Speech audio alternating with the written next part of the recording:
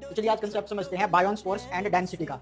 कोई भी लिक्विड है, कोई भी ऑब्जेक्ट अगर लिक्विड में इमर्ज करता है तो लिक्विड उसके ऊपर एक अपवर्ड फोर्स लगाता है जिसको बोलते हैं बायोन्स फोर्स। जैसे कि ये फोम है हमारा, सबसे पहले फोम को अगर हमने डिप किया तो फोम के ऊपर बायोन्स फोर्स लगी, ये फोर्स ग्रेविटी के इक्विवेलेंट है, तो ये क्या फ्लोट कर रहा है लिक्विड के ऊपर। इसकी जगह हम और दूसरे लिक्विड का मटेरियल यूज कर सकते हैं, जैसे वुड को, वुड पे भी फोर्स इक्विवेलेंट टू ग्रेविटी लग रही है तो वुड भी क्या करती है, फ्लोट। आइस भी फ्लोट करेगी, प्लास्टिक भी। लेकिन ब्रिक जो है इसकी डेंसिटी ज्यादा हाई है, यहाँ पे बायोन्स फोर्स की वैल्यू कम है और ग्रेविटेशनल फोर्स मास ज्यादा होने के कारण इस पे ग्रेविटेशनल फोर्स ज्यादा लग रही है, जिसकी वजह से ये क्या हो जाता है, श्रिंक हो जाती है।